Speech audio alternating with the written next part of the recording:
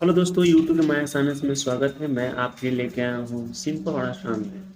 कहने का मतलब है कि जो क्लास 9 का जो बच्चे हैं, जो भारतीय उनकी किताब पढ़ते हैं, देखिए, है ना। ये जो है प्राथमिक हाई स्कूल का किताब है। और इससे जो बच्चे तैयारी कर रहे हैं, जो बच्चे मैथ बना रहे हैं, उनके लिए लेके आया हूँ। सिंपल से सारे मैथ को हम आसानी से बताएंगे, जिससे आप अच्छे से 9 क्लास में हर परीक्षा में पास हो सकते हैं। तो चलिए, आप देख सकते हैं हाई स्कूल प्राथमिक गणित दास गुप्ता प्रसाद ठाकुर का ये पुस्तक है, भारतीय भवन।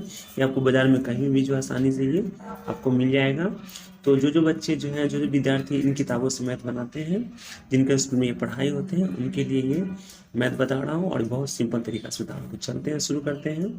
तो चलते दोस्तों, शुरू करते हैं। प्रश्न वाले 2A का जो है ये मैथ बता रहे हैं।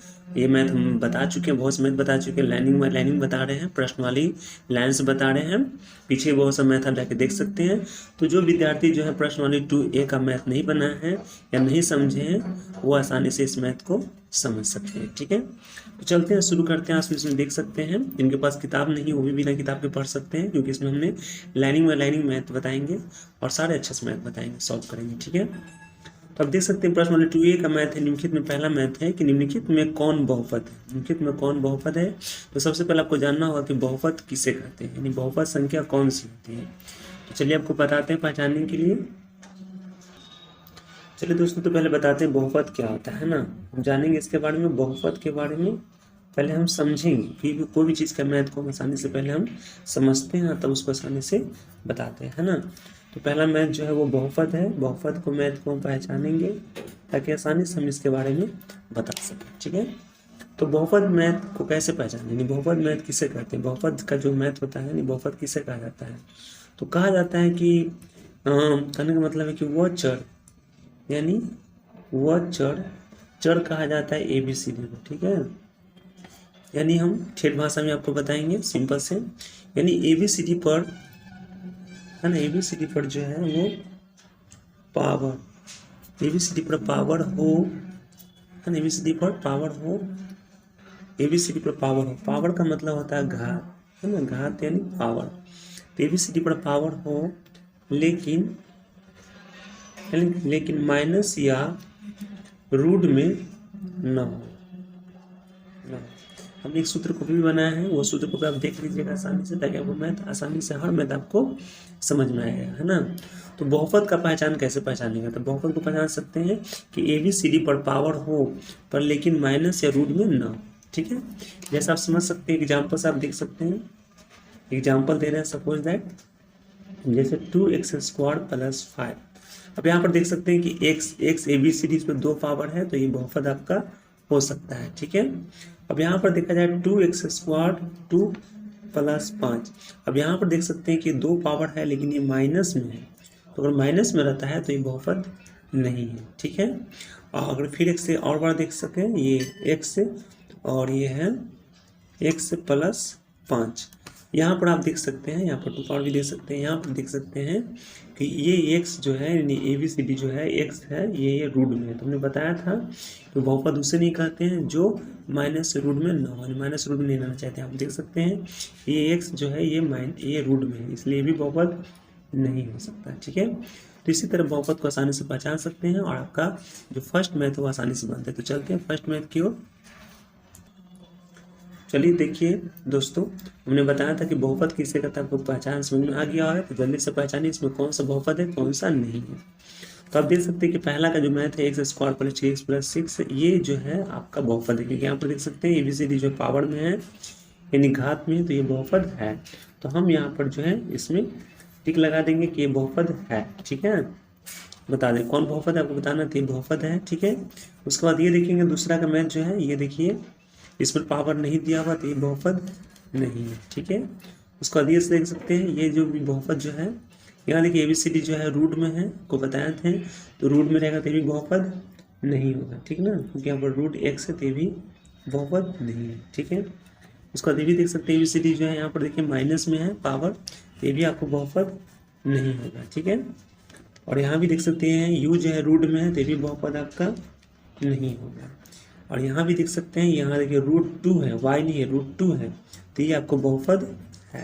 ठीक है, और यहाँ देख सकते हैं √38, तो यहाँ भी देखा जाए कि √3 8 है प्लस √2 √t। यहाँ देखिए √t जो है ये रूट में है ABCD, तो उन्होंने बताया था जो रूट में रहता है वो बहुपद नहीं है, ये बहुपद आपका नहीं है। ठीक है, यहाँ देखिए -7 है, तो -7 का मतलब ये इसको जो है इस पर हम पावर देख सकते हैं, है ना।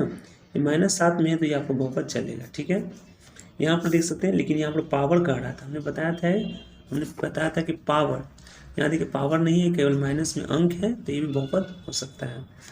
यहाँ देखिए y², ये भी पावर में है ना, y पर पावर ABCD पावर है, y पर पावर है, तो ये भी बहुपद आपका है ना हो सकता है। ठीक है, उसके बाद ये भी देख सकते हैं, है ना 4x², ये भी देखिए ABCD पावर है, तो ये भी आपका बहुपद हो सकता है। तो इस तरह हमने बहुपद आसानी से पहचान लिए।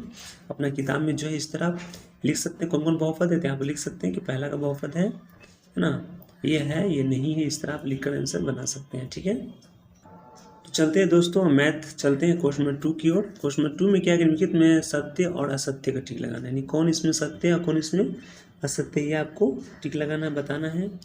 तो आप देख सकते हैं इसके लिए हमको समझना पड़ेगा कि पूर्णांक क्या होता है। पूर्णांक बहुपद समझ में आ गया, लेकिन पूर्णांक समझना होगा, प्रमेय समझना होगा, प्रमेय संख्या है ना, और प्रमेय संख्या आपको समझना होगा। ठीक है, अगर आप समझ जाते हैं तो आसानी से बता सकते हैं कि कौन इसमें सत्य है और कौन इसमें असत्य है। तो चलिए इसके लिए चलते हैं फिर से नोट्स की ओर, आपको बताते हैं।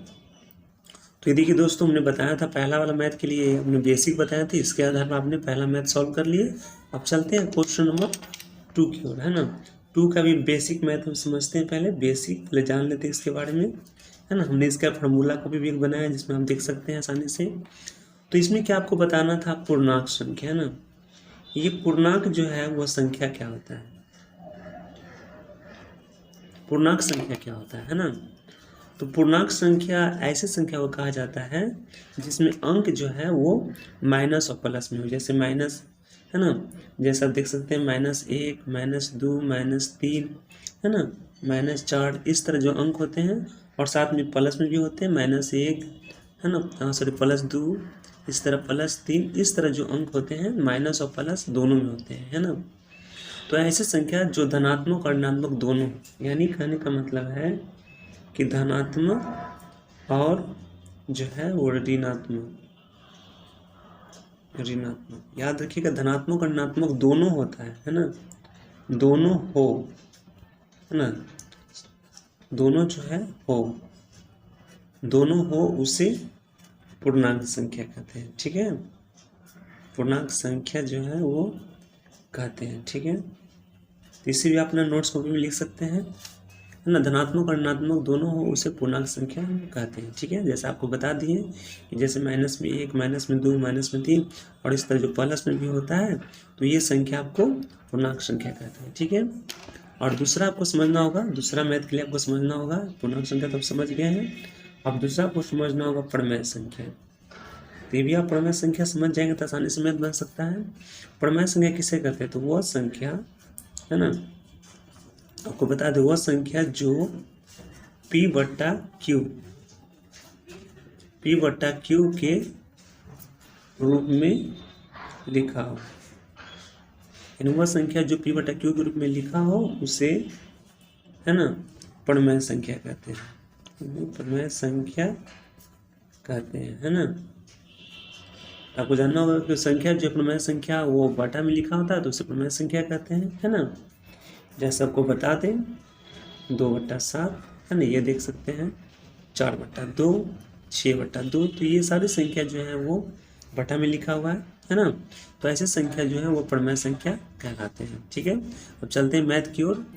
तो चलिए दोस्तों, आप देख सकते हैं ये क्वेश्चन 2 का मैथ आपको हमने बेसिक बताया था, आसानी से आप सत्य और सत्य आसानी से बता सकते हैं। ठीक है, आप देख सकते हैं कि 9x,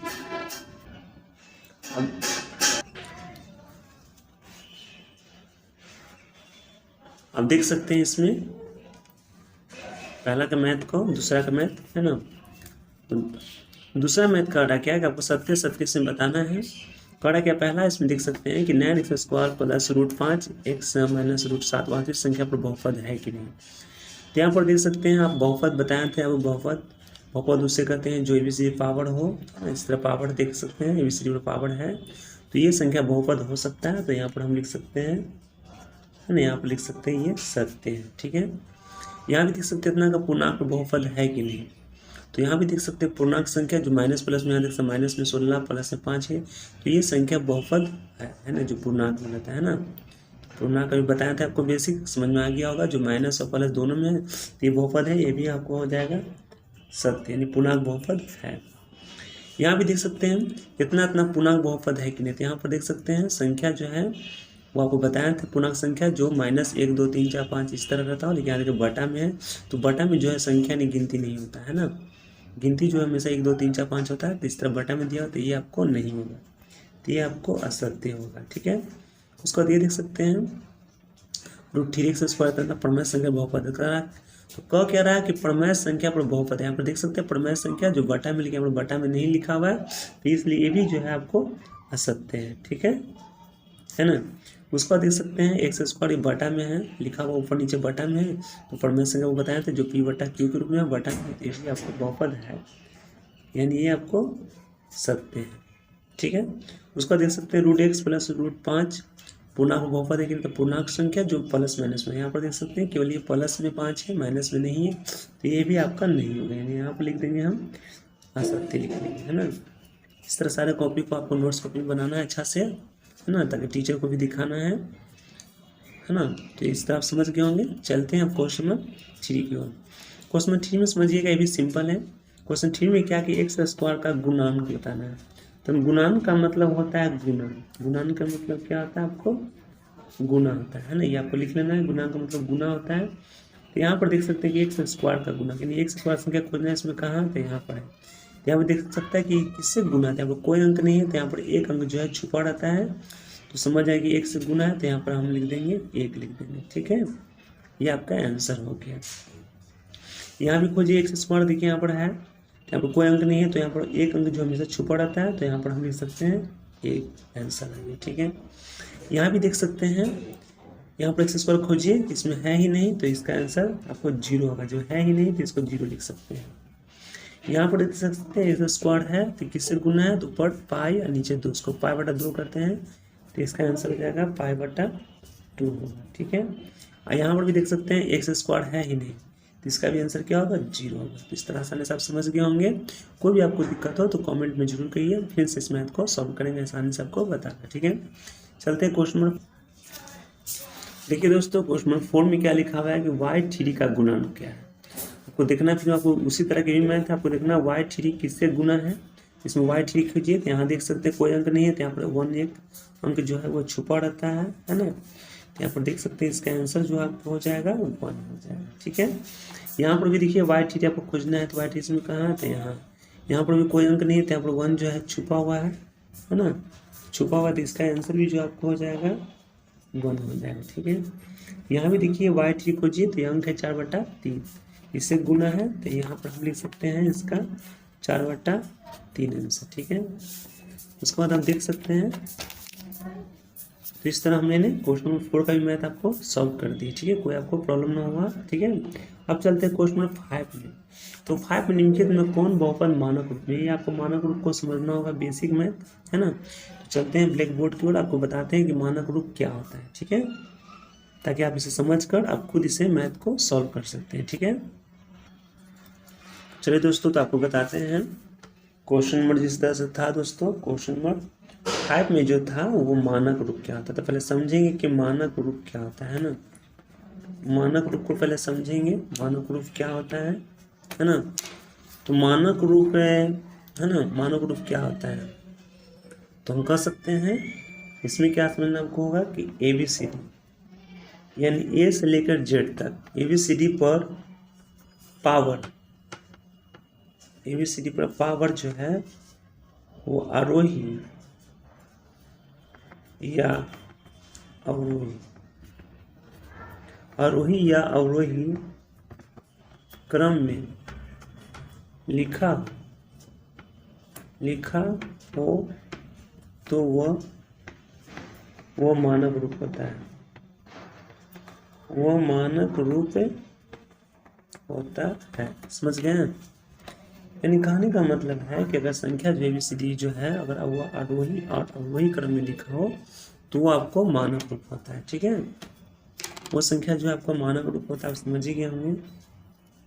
ठीक है, जैसे आपको बता दे, देख सकते हैं यहाँ पर संख्या जैसे लिखा हुआ है 5x² है ना प्लस 2x3 और 4x4।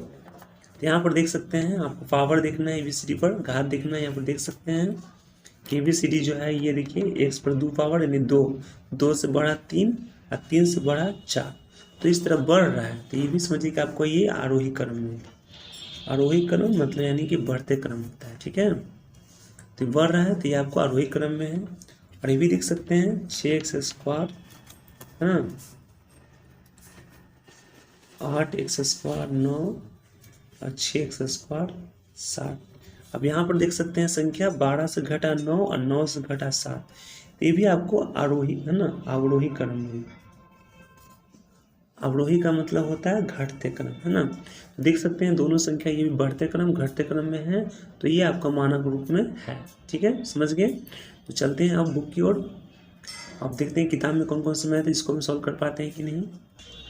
चलिए दोस्तों, तो क्वेश्चन आपको 4 भी बता दी। 5 में क्या निम्नलिखित में कौन मानक रूप में है, तो मानक रूप आप समझ में गए कि जिसमें अंक जो होता है यानी ये जो घात होता है जो बढ़ते या घटते क्रम में होना चाहिए। ठीक है, तो यहाँ पर देख सकते हैं 5 से घटा 2 और 2 से 1 और फिर 1 से 4, तो ये ना बढ़ रहा है ना घट रहा है, आप देख सकते हैं। तो ये आपको मानक रूप में नहीं है। ठीक है, यहाँ भी देख सकते हैं 2 से बढ़ा है ना, 2 से बढ़ा 4 और 4 से घटा 3, तो ये देखिए ये बढ़ गया और फिर घट गया, तो ये भी जो है बढ़ते घटते क्रम में नहीं है, तो ये भी मानक रूप में नहीं है।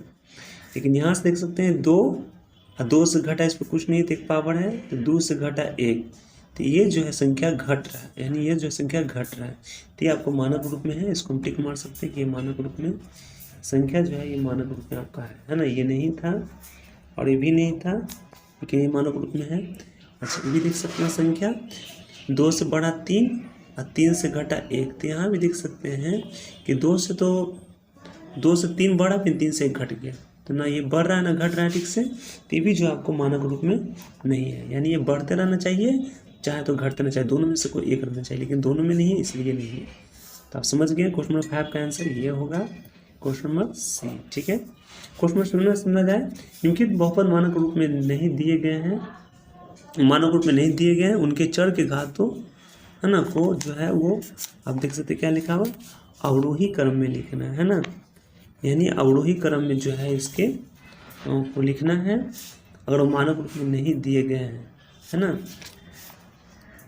यानी जो अंक जो है मानक रूप में नहीं है, तो उसे आपको अवरोही क्रम में यानी आपको घटते क्रम में लिखना है। यहाँ देख सकते हैं 5 से, यहाँ देखिए 5 है ना, ABCD पावर देखना, और ये देखिए 2 और 2 से 3, यानी 5 से घटा 2 और 2 से बढ़ा 3, तो ये देखिए ना घट रहा है ना बढ़ रहा है, तो इसको मानक रूप में हम लिख सकते हैं है ना। जिसको कुछ नहीं करना, आसानी से उतार सकते हैं। तो देखिए उसको कैसे लिखेंगे आपको, तो इसको क्या करता है, इसको क्या करना है, घटते क्रम में लिखना है। तो घटते क्रम में जो है अवरोही क्रम में सबसे बड़ा अंक होते हैं, तो सबसे बड़ा अंक कौन बुझा रहा है आपको, तो ये बुझा रहा है। इसको आसानी से हम कॉपी में उतार लेंगे, Z पर 5 पावर, फिर देखिए फिर इसको कौन जो है बड़ा अंक है, तो 3 है, तो इसको उतार लेंगे। चूँकि हम जो है बता रहे हैं आपको अवरोही क्रम में लिख रहे हैं, अवरोही क्रम में बड़ा ना घटते क्रम मतलब बड़ा अंक हो जाता है। 3 से बड़ा कौन है, उसके बाद 2 है, तो इस पर लिख लेंगे प्लस में 7 है, तो उतार लेंगे +7Z2। उसके बाद फिर देखेंगे उन्हें 5 लिखा, 5 से बड़ा फिर कौन था 3, फिर 3 से बड़ा कौन था 2, और 2 का बाद कौन बचा -5, तो इसको हम -5 लिख देंगे। तो ये देखिए दोस्तों ये क्या है, घटते क्रम में आसानी से हो गया, 5 से घटा 3, 3 से घटा 2 है ना। तो इस तरह ये घटते क्रम हमने बना दिया।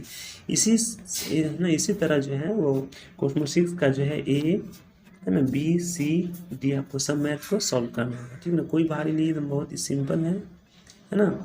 इस तरह आपको मैथ को बता दिए, मैथ को आप आसानी से बना लीजिएगा है ना। देखिए क्वेश्चन नंबर D भी जो इसी तरह बनेगा, आपको बनाना है और आंसर देख के भी समझना है। इसमें को घटते क्रम में बनाना है। यहाँ देखिए है ना, यहाँ देखिए सबसे बड़ा अंक इसमें कौन है, 3 है, तो 3 हम लिख देंगे, U 3 लिख दिए। उसके बाद देखिए कौन है, 3 के बाद कौन बड़ा 2 है, प्लस देखिए U लिखेंगे 2 लिखेंगे, फिर उसका कौन बचा 1 1, तो माइनस यू।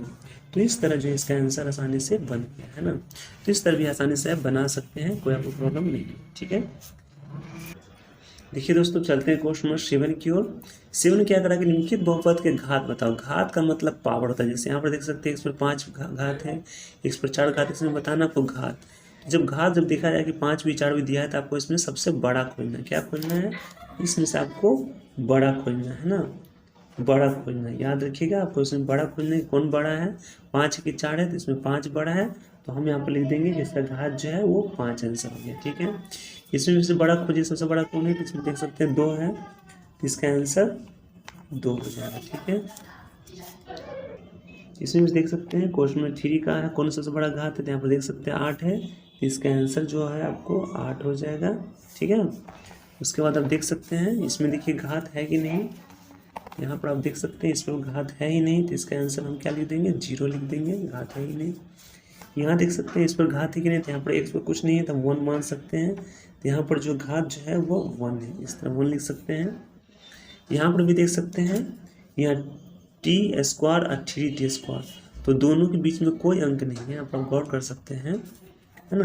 तो दोनों के बीच में कुछ नहीं था, यहाँ पर गुना है, t को इससे गुना करेंगे, है ना। तो 3 आई 2 या 1, तो 2t एगो है, एगो et है, 1 है ना। तो 2 आई 1 कितना हो जाएगा? 3 हो जाएगा, यानी टी पर जो है वह 3 पावर हो जाएगा। ठीक है, उसके बाद फिर इसको इससे गुना करेंगे तो आपको पता है -6t² होगा। तो इस तरह संख्या को गुना करते हैं तो कोई इस तरह प्राप्त होता है। इसमें देखते हैं सबसे बड़ा घात कौन है, तो यहाँ पर देख सकते हैं हमको 3 आ गया, तो इसका आंसर जो है आपको 3 हो जाएगा, है ना। इसका आंसर जो है आप 3 लिख सकते हैं। तो देख सकते हैं इसका घात कौन है? 3 है ना। इस तरह हमने बारी बारी सारे मैथ को सॉल्व कर दिए समझाकर, आपको कोई प्रॉब्लम नहीं होगा। अब चलते हैं क्वेश्चन नंबर 8 की ओर। चलिए दोस्तों क्वेश्चन नंबर 8 के अब देखते हैं क्वेश्चन नंबर 8 में क्या है। कह रहा क्वेश्चन 8 में क्या है कि रिक्त स्थानों को पूर्ति करें, यानी बहुपद इतना था, घात बता सकते। इसमें घात को नहीं बताए थे, इसमें खोजिए सबसे बड़ा घात कौन है, तो 2 2 दोनों है, इसका घात जो है आपको हो जाएगा 2 ही होगा। ठीक है, इसमें देख सकते हैं बी में देखिए फिर दिया हुआ है x, यहाँ पर गौर कीजिए आप, एक x2 और x3, तो 3 और 2 कितना आपका हो जाएगा? 3 और 2 कितना होता है? तो 3 और 2 जो होता है वो 5 होता है। कितना होता है? 5 होता है। इसलिए इसका घात जो है आपको हो जाएगा वो 5 हो जाएगा। ठीक है, ठीक है। उसके बाद क्वेश्चन सी देख सकते हैं बहुपद 3 का घात है, 3 पर कोई घात ही नहीं है, तो हम क्या लिख सकते हैं? 0, है ना। यहाँ भी देख सकते हैं शून्य बहुपद का घात, तो शून्य बहुपद का घात क्या होगा? तो शून्य बहुपद का घात जो है वो क्या हो जाएगा? अब देख सकते हैं शून्य बहुपद का घात दिया हुआ है, तो शून्य बहुपद का घात क्या होता है? कुछ दिया हुआ है नहीं, तो ये भी जो है वो निर्धारित नहीं कर सकते हैं, यानी इसका भी आंसर जो है 0 हो जाएगा। इसको निर्धारित हम नहीं कर सकते हैं। ठीक है, इसका 0 आंसर लिख सकते हैं। उसके बाद देख सकते हैं आपको फिर ई में दिया हुआ क्या कि बहुपद 3 - 5t 6t, तो इसका घात कौन है? तो इसमें देख सकते हैं सबसे बड़ा घात कौन है? यहाँ पर 3 है, तो इसका घात जो है आपको 3 आंसर हो जाएगा। ठीक है, उसके बाद एफ में देख सकते हैं शून्यतर अचर बहुपद का घात, इसमें कोई घात ही नहीं है, तो इसका भी आंसर क्या लिख देंगे हम? 0 लिख देंगे। तो इस तरह आसानी से समझ गए। अब यहाँ देख सकते हैं क्वेश्चन नंबर समझ सकते हैं। क्वेश्चन नंबर 9 में क्या है कि एक पदी, द्विपदी और त्रिपदी बहुपद को पहचाना। तो कैसे पहचानेंगे? तो आपको हम बता दें कि एक पदी का मतलब होता है एक पदी का मतलब होता है एक स्थान, यानी एक जगह, यानी एक जगह हो गया। जैसे आपको बात कर जाए, जैसे बात कर सकते हैं, एक पदी का मतलब होता है एक जगह, ठीक ना। सूत्र कॉपी में लिखा है, वहाँ पर आप देख सकते हैं। एक पदी का मतलब एक जगह हो गया, जैसे 2x, तो 2x देखिए वो एक जगह है ना। और द्विपदी का मतलब होता है यानी 2 पद, जिसमें 2 पद होता है ना। यानी देख सकते हैं 2x + 3y, तो ये देखिए 2 पद दिए। यहाँ देखिए x 2x प्लस के बाद एक दूसरा का गया, तो ये दूसरा हो गया, 2 पद हो गया, ठीक ना। और त्रिपदी की बात किया जाए तो इसमें 3 स्थान आएगा, यानी 3 जगह, यानी इसमें क्या आएगा? 3 स्थान। 3 स्थान देख सकते हैं, ये देखिए x1 y1 और z। यहाँ देखिए x y z, इस तरफ x है, प्लस के बाद y है, प्लस के बाद z है। तो इस तरह देख सकते हैं कि इसमें 3 है, तो हम लोग इसे 3 पदी कहते हैं, ठीक है। फॉर्मूला कॉपी में आप देख सकते हैं इसका। चलिए दोस्तों बताइए जल्दी से फटाफट। ये देखिए प्रश्न 9 का है, ये क्या है? एक पदी द्विपदी देखिए, तो इसमें एक अंक आया, तो ये आपका एक पद्य, तो यहाँ पर आप लिख सकते हैं कि यह एक पद्य है। ठीक है, यहाँ पर देख सकते हैं, यहाँ भी देख सकते हैं आप अच्छा से, यहाँ भी एक भी पद है, तो ये भी आपको क्या हो गया, एक पद्य हो गया। तो यहाँ भी लिख सकते हैं यह एक पद्य है। ठीक है, यहाँ भी देख सकते हैं इसमें 2 अंक है, 1 2, तो ये आपका जो हो गया आपको द्विपदी हो गया है ना, द्विपदी। तो इसको द्विपदी लिख सकते हैं, कॉपी में लिख लीजिएगा।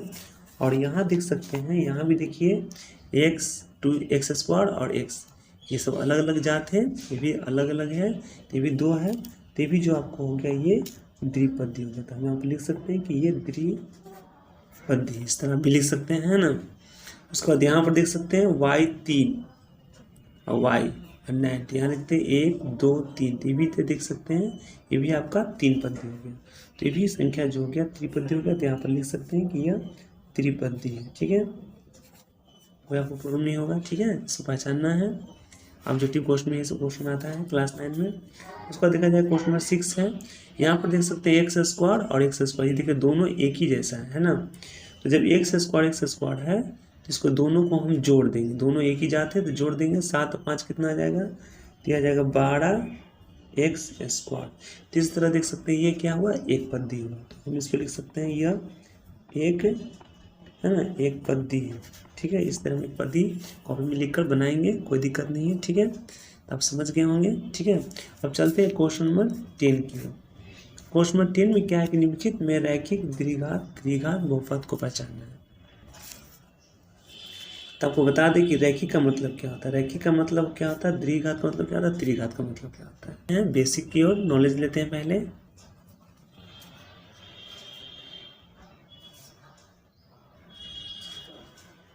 आपको बता दें कि रैखिक का मतलब क्या होता है, रैखिक का मतलब जो होता है ना, वो एक घात, यानी रैखिक का मतलब जो हो गया आपको, रैखिक का मतलब जो होता है आपको एक घात होता है। जैसे यहाँ पर देख सकते हैं 2x, तो x पर क्या है, पावर है, कुछ नहीं तो 1 है, तो ये आपको रैखिक हो गया। ठीक है, और द्विघात का मतलब क्या होता है, द्विघात का मतलब होता है 2 घात, यानी जिसमें 2 घात, तो यहाँ पर देख सकते हैं 3x²², यहाँ देखिए 2 पावर है, तो ये हो गया आपको द्विघात हो गया। ठीक है, और त्रिघात का मतलब क्या होता है, त्रिघात का मतलब क्या होता है, 3 घात, है ना, 3 घात। जैसे यहाँ देख सकते हैं 4x² 3 पावर, तो 3 घात, है ना। आप समझ गए होंगे आसानी से, है ना, कि रैखिक का मतलब क्या होता है, 1 घात, देखिए 1 पावर है, द्विघात का मतलब 2 पावर, और त्रिघात का मतलब 3 पावर। चलते हैं किताब की ओर। चलिए यहाँ देखते हैं क्वेश्चन नंबर 10 में है, निम्नलिखित में रैखिक कौन है, आप बता सकते थे। यहाँ पर देखिए रैखिक का मतलब एक घात बताए थे जस्ट आपको, यहाँ पर देख सकते हैं, यहाँ पर क्या पावर है, x पर 2 पावर है ना, तो जब 2 पावर है तो आपको हो गया ये द्विघात। तो यहाँ पर हम लिख सकते हैं कि यह द्विघात है। ठीक है, यहाँ पर देखिए 3 पावर है, तो ये आपको त्रिघात हो गया, तो यहाँ पर लिख सकते हैं, है ना। यहाँ देखिए 3 पावर है, तो हम यहाँ पर लिख सकते हैं ये, है ना, ये क्या हो गया, त्रिघात, ये त्रिघात हो गया। ठीक है, यहाँ पर देखिए 1 पावर है, तो ये आपको हो गया रैखिक हो गया, तो यहाँ पर लिख सकते हैं रैखिक है। ठीक है, यहाँ पर भी देख सकते हैं 3 पावर है, तो ये भी जो आपको हो गया ये क्या हो गया, त्रिघात हो गया, क्या हो गया, त्रिघात हो गया। ठीक है, और यहाँ पर भी देख सकते हैं 2 पावर है, तो ये भी आपको हो गया द्विघात, तो यहाँ पर लिख सकते हैं द्विघात। ठीक है, और यहाँ पर भी देख सकते हैं 2 पावर है, तो ये भी आपको हो गया द्विघात। तो इस तरह जो है आसानी से हम इसको मैथ को सॉल्व कर सकते हैं। ठीक है, तो क्वेश्चन 10 समझ गए। अब चलते क्वेश्चन नंबर 11 में। 11 में कुछ नहीं करना, निम्नलिखित प्रकार के बहुपदों को एक एक जो है उदाहरण देना है, यानी अपने मन से एक एक उदाहरण देना है। जैसे यहाँ पर लिखा हुआ 25 घात, तो अपने मन से कोई भी संख्या रख लेंगे, x चाहे y रख लेंगे, और 25 घात करा तो इसमें 25 पावर दे देंगे। तो ये देखिए आपका, ये आपका आंसर हो गया है। यहाँ पर x भी, y भी, t भी, कुछ भी संख्या लिख सकते हैं, है ना। ठीक है, तो इस तरह हम इस मैथ को सॉल्व कर सकते हैं। ठीक है, यहाँ पर टी भी लिख सकते हैं, टी एस, है ना, टी 25 पावर, इस तरह भी दे सकते हैं। यहाँ पर भी कोई अंक लगा सकते हैं, 2 या 3, है ना। तो इस तरह भी मैथ हम बना सकते हैं। इसका आंसर मतलब अपनी तरफ से बहुत सा आ सकता है, क्योंकि अपने x y z कोई भी संख्या मानकर बनाना है। ठीक है, एग्जाम्पल देना है, ठीक है। अब यहाँ पर देख सकते हैं लिखा हुआ है 15 घात का द्विपदी बहुपद। तो 15 घात है तो यहाँ पर कोई भी संख्या एक से ले लेंगे, उसमें 15 घात दे देंगे, और द्विपदी कह रहा है, द्विपदी में 2 पद, एक अपने मन से y लिख देंगे, है ना। तो इस तरह ये द्विपदी बहुपद हो गया है। इसका आंसर हर विद्यार्थी का अलग अलग है, क्योंकि हर विद्यार्थी यहाँ पर x y z कुछ भी मान सकता है। तो ये आपका द्विपदी हो गया, है ना। उसी तरह भी बना लीजिए 8 घात का त्रिपदी बहुपद, तो आप बना सकते हैं, कुछ ही मान सकते हैं, एक्स स्क्वायर, इस तरह y, इस तरह प्लस z। तो ये त्रिपदी हो गया, त्रिपदी मतलब 3 पद, 1 2 3, और इस तरह इस पर 8 घात आसानी से हम दे सकते हैं। 8 घात दे दीजिए आराम से, है ना। 8 घात लिखा हुआ था, 8 घात दीजिए। इस तरह आपका त्रिपदी वाला बहुपद, ये भी आपका आंसर आ गया। यहाँ पर 2 4 कुछ भी लिख सकते हैं, इससे कोई आपको प्रॉब्लम नहीं होगा। शून्य घात एक पदी बहुपद है, शून्य घात का आप इस पर शून्य घात लिख सकते हैं, है ना। तो इस तरह हम बना सकते हैं। हम शून्य घात के पदी बहुपद शून्य यहाँ पर भी लिख सकते हैं, 2x² शून्य, इस तरह। तो इस तरह आंसर में खुद लिखा हुआ है कि इसका आंसर अन्य भी आ सकता है ना।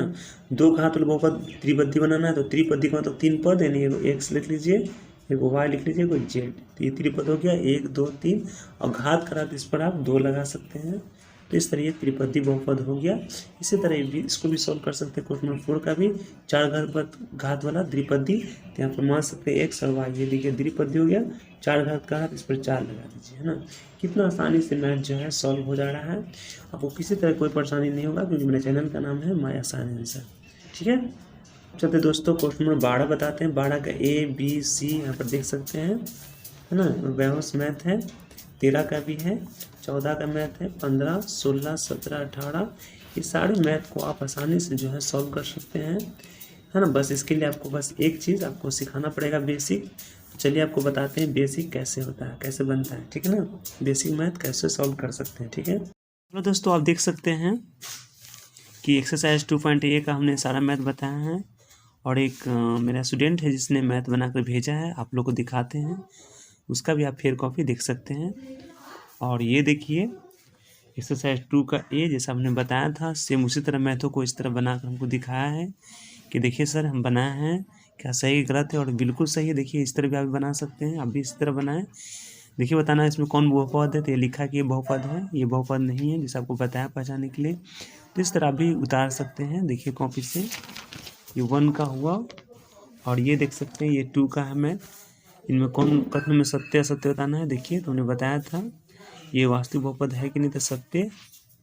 इस तरह देख सकते हैं 2 का मैथ, है ना। स्क्रीनशॉट लेकर आप इसको उतार सकते हैं कॉपी में, ये देख सकते हैं।